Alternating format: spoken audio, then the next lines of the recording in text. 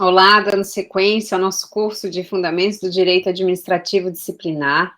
Agora nós vamos começar propriamente a falar sobre o PAD, né? Então, esse espaço agora é sobre o principal procedimento da Lei Complementar 491 de 2010, que vai exigir os nossos maiores esforços, porque depois dele bem estudado, a gente aproveita essas informações para trazer para a sindicância e mesmo para o procedimento sumário. Por isso, vamos começar por ele. E essa parte 4, por ela ser muito extensa, né, que vai ser praticamente o nosso curso, eu vou dividir em algumas partes para o vídeo não ficar muito gigantesco. Esse primeiro vídeo, essa primeira parte relativa ao PAD, vou falar sobre a aplicação e sobre os sujeitos presentes no processo administrativo disciplinar. Em relação à aplicação, né, o vídeo anterior já antecipou um pouco isso, mas para que a gente tenha todo o conhecimento organizado dentro do tópico do processo administrativo disciplinar e trazer algumas outras informações, eu vou reforçar com vocês. Para quando, né, quando que nós vamos precisar e lidar com o processo administrativo disciplinar, né, já que, como visto no vídeo anterior, existem outros procedimentos. Primeiro de tudo, quando nós estivermos diante de uma confissão lógica ou evidência da autoria e da materialidade da infração. Tá? Isso está lá no artigo 26 da Lei Complementar. Como eu falei antes, se não tem indicação de que lei, estamos falando da Lei Complementar 491 de 2010. Quem fez esse exercício de saber se tem confissão lógica, se a autoria está evidente, se há materialidade da infração, foi a autoridade que instaurou. Então, quando a portaria vem para nós, da comissão processante, esse juízo de valor já foi feito. Tá? É realmente um conhecimento que nós precisamos ter, porque estamos envolvidos com o processo de maneira geral. Mas não somos nós quem vamos fazer essa avaliação, tá? Então, a reitoria ou, eventualmente, outra autoridade competente já fez esse juízo, há um trâmite interno para que isso se dê, até que chegue na portaria instauradora do PAD. Então, essa análise já foi feita, não é algo com que nós vamos nos preocupar diretamente. O PAD, ele é obrigatório, sempre, né? Repetir, desde que tenhamos os elementos suficientes para a abertura do PAD, que é ali a primeira linha. Temos isso, temos evidência da autoria, tem evidência na materialidade da infração, né? A confissão lógica. Materialidade da infração significa, né, os fatos. Os fatos ali são suficientemente evidentes para dizer que aconteceram e que se encaixam, né? Se subsumem, né? Há uma subsunção em relação ao previsto na norma. Isso é a materialidade. Então, tem isso, PAD. O PAD, ele é obrigatório quando estivermos diante de uma conduta cuja sanção abstrata. Por que abstrata? Porque a sanção abstrata é prevista pela norma, né? Então, tá lá. Suspensão acima de 30 dias, por exemplo, né? Suspensão de 30 dias. Ou suspensão de até 30 dias. Eu estou trabalhando com uma abstração ali. Quando estivermos diante do caso concreto, a gente vai ter a aplicação da sanção em concreto, né? Porque depois nós vamos conversar sobre a possibilidade de modulação das sanções, como que isso pode acontecer, quando que isso pode acontecer, se isso pode acontecer. Mas, no caso da suspensão, essa modulação, ela vai ser possível, né, nos dias ali de suspensão. Aí, quando ela é aplicada, eu tenho a sanção concreta. Quando estamos trabalhando com a abstração da norma, eu vou chamar de sanção abstrata. O PAD, ele é obrigatório quando na abstração do escrito, do que está previsto na lei, tá, a suspensão já for por mais de 30 dias.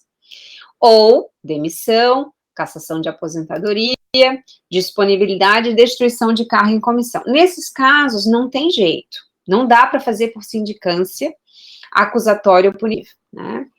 Mas há a possibilidade, tá, das sanções abstratas mais leves, ou seja, suspensão de até 30 dias ou advertência, que eu também já me utilizo do PAD. Poderia fazer por sindicância acusatória ou punitiva? Poderia. Para quem está um pouco em dúvida, é só assistir o vídeo anterior, que pelo menos lá o conceito de cada um já foi colocado, né? Poderia, mas o prazo da sindicância acusatória ou punitiva, ele é mais exíguo para completar o processo, né? É mais interessante realmente já fazer para o PAD. Então, há uma obrigatoriedade na sanção, né, superior a 30 dias, sucel, ou as outras sanções, né, mais gravosas, e há uma possibilidade, mesmo na abstração, as sanções abstratas são mais leves. Também, ele pode ter sido precedido de sindicância investigativa ou preparatória, então, se a sindicância investigativa ou preparatória, se concluiu que há elementos, vão para o PAD. Ou, bem, isso aqui eu já falei, né, que é aplicação de penalidade, suspensão, não falei. Eu falei que era possível já ir direto para o PAD, mesmo quando a sanção fosse mais leve. Mas digamos que começamos com a sindicância acusatória ou punitiva, a conclusão dos trabalhos, né, ali na apuração dos fatos, se viu-se fatos novos, e aí se tomou o cuidado necessário que quando temos fatos novos, né, tem uma formalidade ali a ser cumprida. Esse não. Aqui não é para aplicar suspensão até 30 dias, não, na verdade, diante do que apuramos, diante dos fatos novos apurados, a sanção a ser aplicada é superior a 30 dias, e eu não vou poder punir nos autos da sindicância acusatória punitiva, eu vou ter que concluir lá, não, há um indicativo, né, de que a sanção a ser aplicada vai ser superior à suspensão de até 30 dias, ou outra, então não vamos poder resolver a coisa lá na sindicância acusatória ou punitiva, nós vamos ter que abrir um PAD também, né. Então, por isso que tem essas possibilidades. Ou então ter sido precedido de sindicância patrimonial. Fez-se a apuração, viu-se que há indícios, né, e para apurar tudo isso, aí vai precisar realmente do PAD. Ou seja, eu posso começar o PAD diretamente, ou o PAD pode ter sido precedido por sindicância, né, seja sindicância acusatório punitiva que se concluiu lá, né, que a sanção era superior a 30 dias, na suspensão outras mais gravosas, ou a sindicância preparatória, tem elementos, então vamos para o PAD, e no caso da sindicância patrimonial, diante também das evidências do enriquecimento ilícito, da mesma maneira, PAD, seguimos para o PAD. E agora os sujeitos, tá? Quem vai compor esse processo administrativo disciplinar? Primeira informação é que a vítima é a administração pública, é a sociedade. Novamente, fazendo um paralelo, né, com o processo penal, a vítima é também o interesse público, é a sociedade, né? Por isso que no direito penal, como regra geral, a gente tem ação penal pública incondicionada. Não é a vítima que vai propor o processo judicial, né? É o Ministério Público.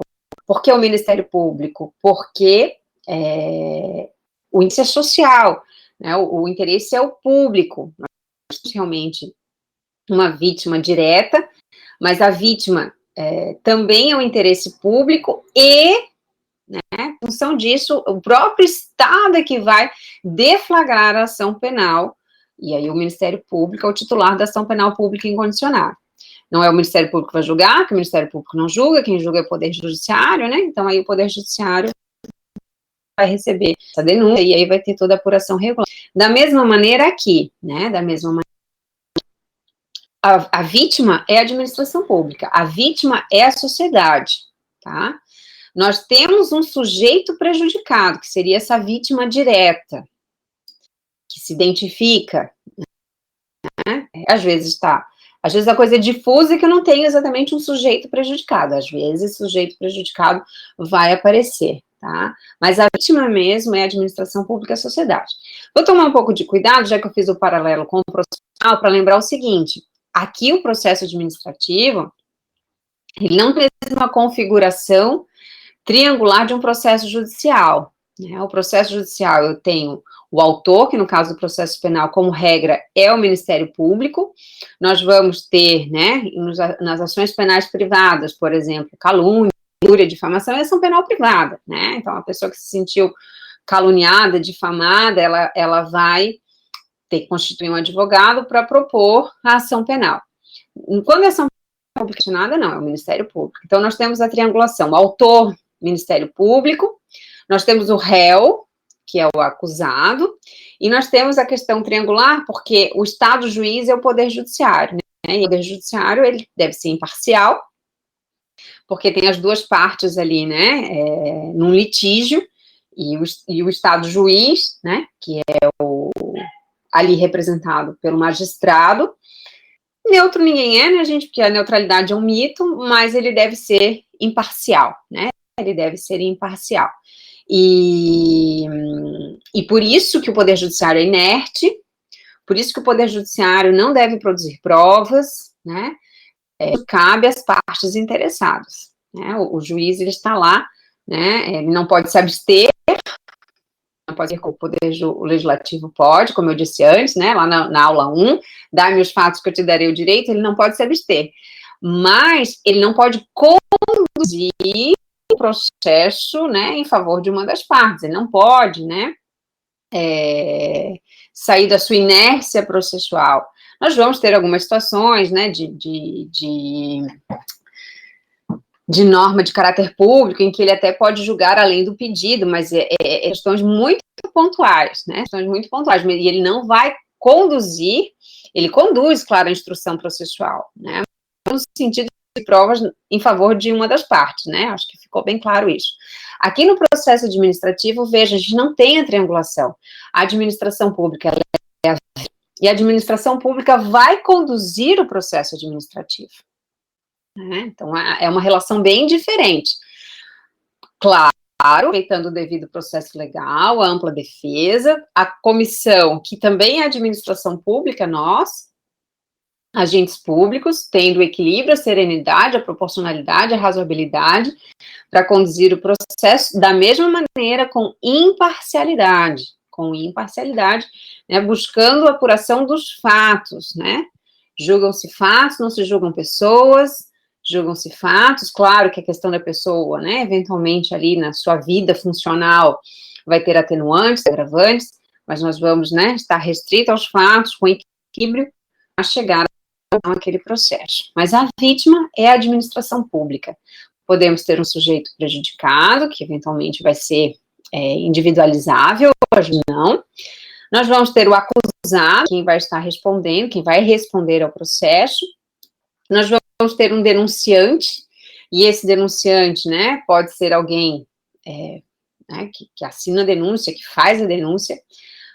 Pode ser a denúncia anônima, que a gente já falou em outras vezes, né,